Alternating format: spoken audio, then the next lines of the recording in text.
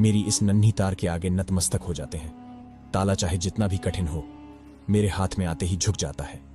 सम्राट मुस्कुराया और चुटकी लेते हुए बोला, तो फिर तुम्हारे हाथों में तो कोई जादू है रंगा, ताले नहीं, मानो किस्मत की गिरहें खुलती हैं। अब सबसे अंतिम में रतन सामने आया।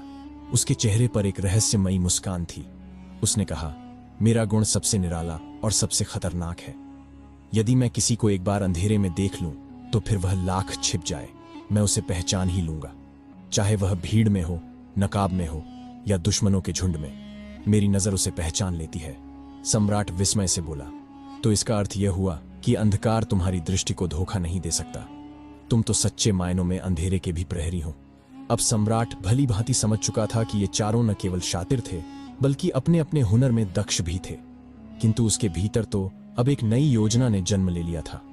वह मुस्कुराया और बोला, भाइयों, अब जब हमारी टोली इतनी योग्य हो चली है तो बताओ, आज की रात कौन सा शिकार तय है।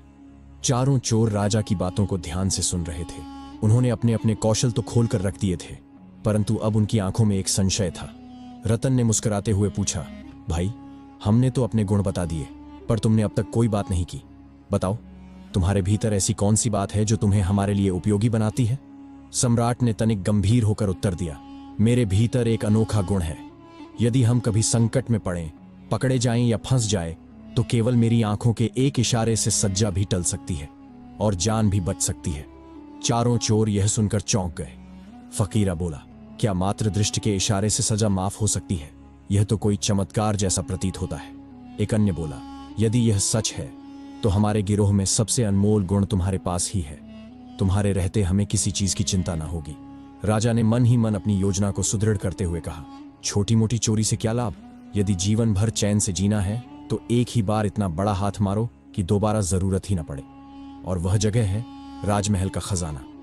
ये सुनते ही चारों चोरों की आंखें लालच से चमक उठीं। फकीरा बोला, वाह, यह हुई ना बात। अगर इस बार हम सफल हो गए तो फिर जीवन भर ऐश करेंगे। राजा ने भीतर ही भीतर संतोष की सांस ली। उसकी योजना अब चोरों को पूरी तरह फांस चुकी थी। फिर वे सभी नगर की गलियों से होते हुए महल की ओर बढ़ने लगे।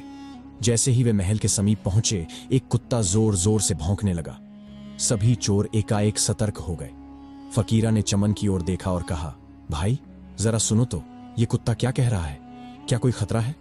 चमन ने ध्यान से कुत्ते की आवाज को सुना और फिर उसके चेहरे का रंग उड़ गया। वह बोला, यह कुत्ता यह कह रहा है कि हमारे साथ इस समय नगर का सम्राट चल रहा है। क्षण भर को एक सन्नाटा छा गया। सभी चोर चौंक कर एक दूसरे की ओर देखने लगे। तभी रंगा जोर से हंस पड़ा।